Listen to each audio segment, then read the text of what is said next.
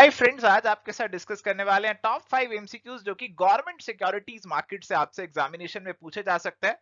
Primary और secondary market के बारे में तो आपको जानकारी होगी, बट गवर्नमेंट सिक्योरिटीज मार्केट भी एक बहुत इंपॉर्टेंट टॉपिक है जिससे एग्जामिनेशन में आपको सवाल देखने को मिल सकता है। तो आइए फटाफट से सेशन को स्टार्ट करते हैं।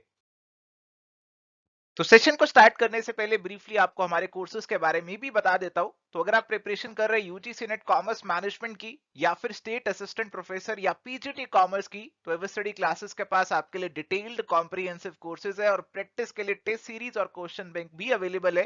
डिटेल्स आप चेकआउट कर सकते हैं हमारी वेबसाइट या फिर हमारी ऐप पे। चलिए, तो पहला सवाल हमारे पास है, which of the following have contributed to the rapid development of the government securities market?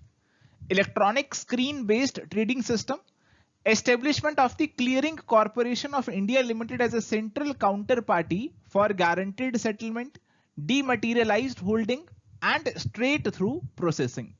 तो प्यारे दोस्तों, जैसे हम शेयर्स की ट्रेडिंग करते हैं, ऑनलाइन घर बैठ के शेयर खरीद सकते हैं, बेच सकते हैं, गवर्नमेंट सिक्योरिटीज मार्केट के केस में भी सारा काम ऑनलाइन हो चुका है। हमारे जो इन्वेस्टर्स हैं ऑनलाइन ही ट्रेडिंग कर सकते हैं, इलेक्ट्रॉनिक सिस्टम आ चुका है यहाँ पे। और सिस्टम को सिक्योर बनाने के लिए देखो, बायर और सेलर एक दूसरे को नहीं पहचानते, और इसी के लिए बीच में एक हमने काउंटर पार्टी अपॉइंट किया जो कि रहेगा clearing corporation of India limited, ताकि सिक्योरिटी रहे हर ट्रांजेक्शन की।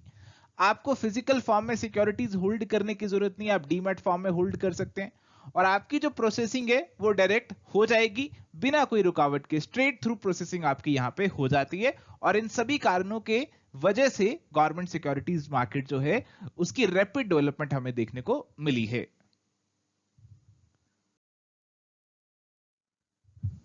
तो इसीलिए प्यारे दोस्तों, हमारा यहां पे इस सवाल का जो आंसर बनेगा option number D, all are true बन जाएगा।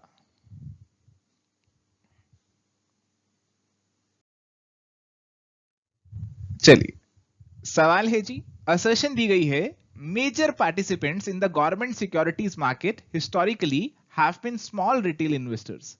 रीजन दिया, reserve bank of India has taken several initiatives to bring awareness about the government securities market among small investors.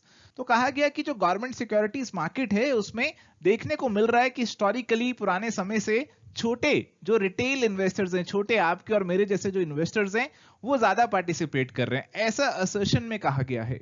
और रीजन में दिया गया कि आरबीआई बहुत इनिशिएटिव्स लेकर आ रहा है ताकि छोटे इन्वेस्टर्स जो हैं वो अवेयर बने गवर्नमेंट सिक्योरिटीज मार्केट के बारे में और उसमें इन्वेस्ट भी करें।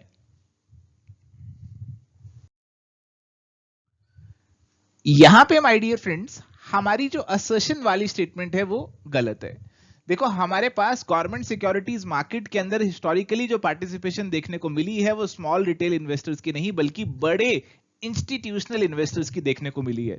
स्मॉल इन्वेस्टर्स तो कहीं ना कहीं से दूर ही रह गए, इसके अंदर ज्यादा इन्वेस्टमेंट नहीं कर पाए और इसीलिए आरबीआई को इनिशिएटिव्स लेकर आने पड़े उनको अवेयर बनाने के लिए गवर्नमेंट सिक्योरिटीज मार्केट के बारे में। और अभी जो आरबीआई है वो छोटे इन्वेस्टर्स के लिए एक direct government securities trading platform जो है उस पर भी काम कर रहा है, जहां से ये जो हमारे छोटे इन्वेस्टर्स हैं, आपके और मेरे जैसे जो इन्वेस्टर्स हैं, वो डायरेक्टली अपने अकाउंट्स खुलवा सकेंगे। इन्हें गिल्ट अकाउंट्स बोला जाएगा। आप डायरेक्टली अपने आरबीआई के साथ अकाउंट्स खुलवा सकेंगे जिनके थ्रू आप गवर्नमेंट सिक्योरिटीज की ट्रेडिंग आसानी से घर बैठ के कर सकेंगे। तो आंसर यहां पे होगा जी option number D, only R is true. चलिए, अगला सवाल, consider the following statements about dated government securities and identify the correct code. Statement 1 है, dated government securities are securities which carry a fixed और floating coupon यानी कि interest rate which is paid on the face value on half yearly basis. Second statement है जी, generally the tenure of the dated securities ranges from 5 years to 40 years।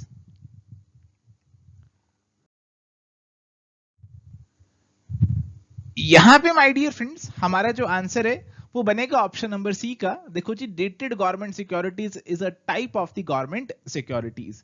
ये आपकी लंबे समय के लिए इशू किए जाते हैं, long term money market instrument से। बहुत अलग अलग तरह के टेन्यूर्स आपको देखने को मिलते हैं, 5 साल से लेकर 40 साल तक का टेन्योर आपको यहां पे देखने को मिलता है।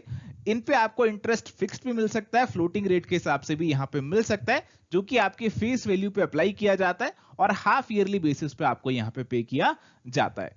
और इसीलिए आंसर यहां पे हमारा ऑप्शन नंबर सी जो है वो बन जाएगा।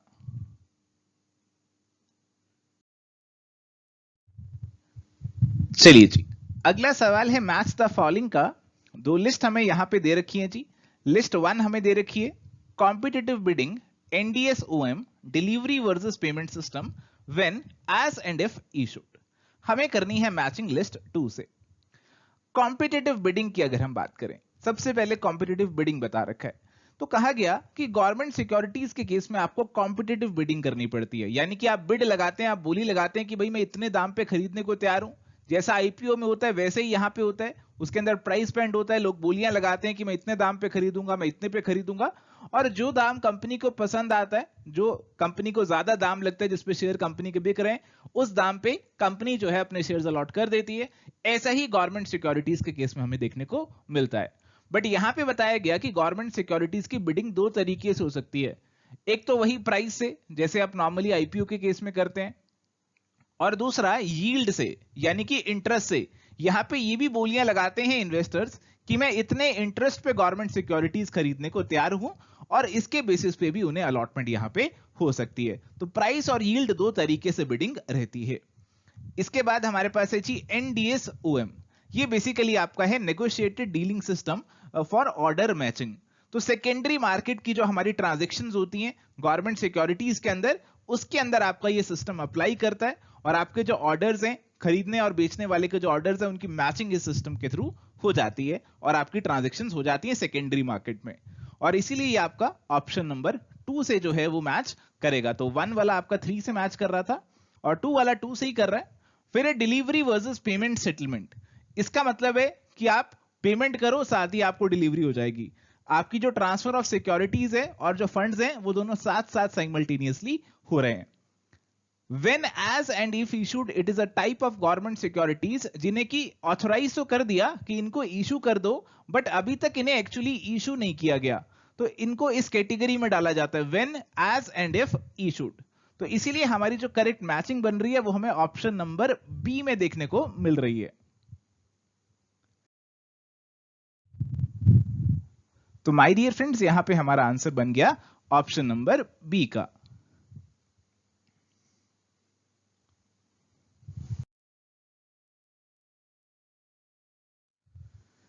चलिए अगला सवाल, एक और इंटरेस्टिंग सवाल।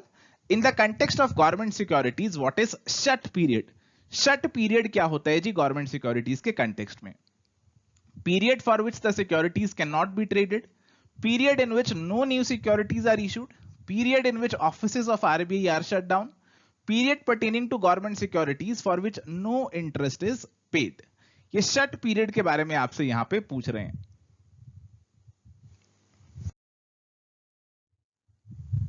तो my dear friends, government securities के केस में शट पीरियड वो पीरियड है जिसमें आप गवर्नमेंट सिक्योरिटीज को ट्रेड नहीं कर सकते। देखो, गवर्नमेंट सिक्योरिटीज की जब मैच्योरिटी का समय आ जाता है, उस समय ट्रेडिंग पे रोक लगा देते हैं। हमने कहा कि भाई मिस्टर ए जो हैं, उनको हमें क्या करनी है जी, गवर्नमेंट सिक्योरिटी की रिडम्पशन करनी है। इनके पास 100 जो है गवर्नमेंट के बॉन्ड्स हैं, गवर्नमेंट की सिक्योरिटीज हैं, इनकी रिडम्पशन हमें करनी है। तो मिस्टर ए को हम अब रोक लगा देंगे कि भाई अब तुम किसी और को, मिस्टर बी सी को, कि अब आप ये सिक्योरिटीज किसी और को ट्रांसफर नहीं कर सकते। अब मिस्टर ए आप हो और आप ही को हम रिडम्पशन करेंगे। ऐसा नहीं कर सकते कि हम बार बार ढूंढते रहें कि अब आपने किसको बेच दिया, अब आपने किसको बेच दिया। तो जब थोड़ा समय रह जाएगा मैच्योरिटी को, तब ये शट पीरियड का कंसेप्ट लागू हो जाता है, और फिर उस समय इन सिक्योरिटीज को आप किसी और को ट्रांसफर नहीं कर सकते, आपको अपने पास ही इन्हें रखना पड़ेगा, और आप ही को मैच्योरिटी प्रोसीड्स यहां पे मिल जाएंगी। और इसीलिए आंसर यहां पे ऑप्शन नंबर ए जो है वो बन जाएगा।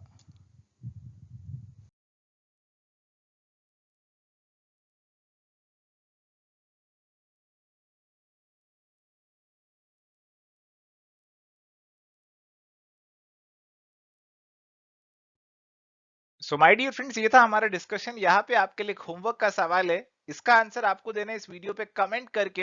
हमें इंतजार रहेगा आपके आंसर्स का।